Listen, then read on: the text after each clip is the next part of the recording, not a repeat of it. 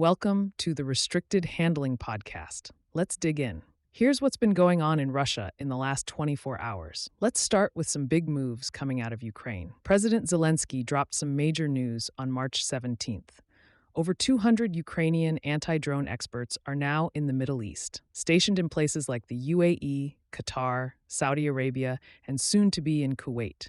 Their mission? Help defend against Iranian-designed Shahed drones that have been causing all kinds of havoc in the region. This is a significant move for Ukraine, which is showing the world they don't just play defense against Russia. They've got expertise that the world needs in the battle against drone warfare. And it's not just about state actors. Zelensky warned that even criminal networks, terrorists, or lone actors could gain access to drone tech. The stakes are rising, and Ukraine's stepping up in a major way. Now let's talk energy, because there's a lot happening with the EU's energy security. As you know, the Druzhba pipeline, an important artery running Russian oil to Hungary and Slovakia, was damaged back in January. Tensions have been brewing between Ukraine and the EU over whether or not Ukraine has been delaying the repairs. But here's the update. The EU has stepped in to offer technical assistance, and Ukraine is starting to soften its stance. While they initially resisted outside help, the pressure from Brussels seems to have worked. The pipeline repairs are crucial for easing the energy strain in Europe, especially with everything going on in the Middle East. But even if the pipeline gets back online, the political maneuvering around it is just another reminder of how energy is as much a weapon as any missile. Speaking of energy, let's go global for a minute. The U.S. has temporarily waived sanctions on Russian oil, trying to stabilize the global energy market. This is where things get spicy, because it's causing a little tension within Europe. Belgium's Prime Minister Bart de Wever, for instance, is pushing for some kind of normalization of relations with Russia to secure cheaper energy, while EU heavyweights like Kaja Kallas are firmly against it. She's not having it. Her message? If Europe starts loosening the pressure on Russia, we're basically handing Putin a victory. And let's be real, if the oil prices keep climbing, Russia's war chest only gets bigger. Europe's energy crisis is now playing directly into Russia's hands. What a mess.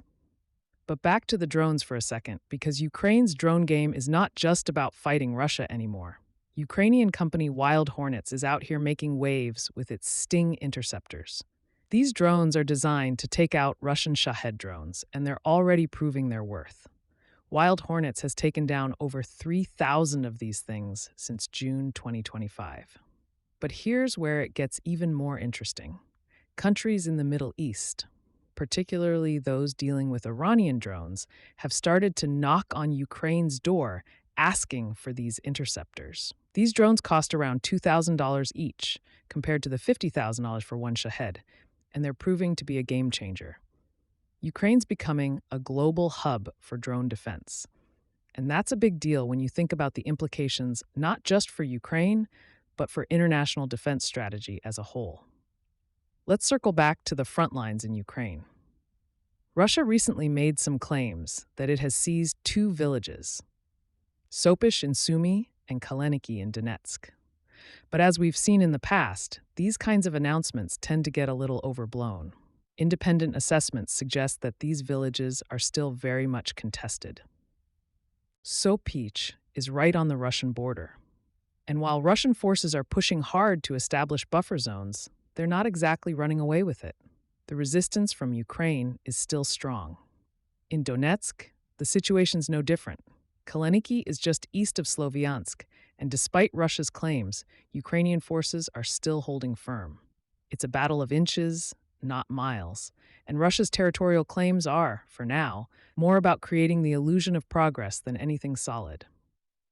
Let's take a detour and talk about another front, Russia's drone and missile strikes. On the night of March 16th to 17th, Russian forces launched a huge wave of 178 drones targeting Ukrainian cities like Odessa, Zaporizhzhia, and Kharkiv. Over 150 of these drones were shot down by Ukrainian air defenses. But the 22 that got through caused some serious damage. Power outages, infrastructure hits, the usual disruption. The problem is, Russia keeps doing this. It's a strategy to break Ukraine's will and destroy its infrastructure. But Ukraine's been more than capable of countering.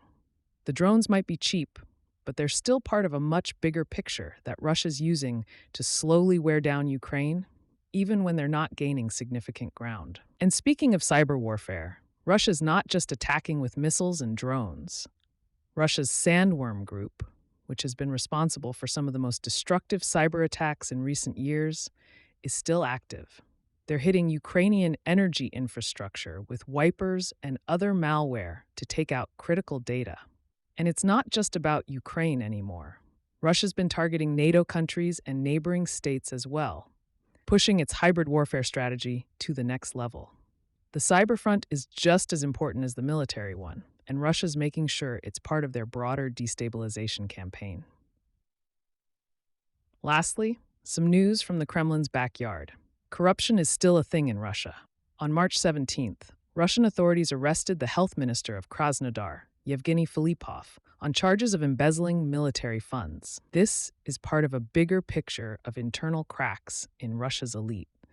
Filipov's arrest is the latest in a string of high-profile cases that show the Kremlin's trying to clean up some of the mess at home, especially as the economic pressures of war start to show. But let's be clear. While Russia is arresting some of its own, it doesn't necessarily mean things are improving for the average Russian citizen.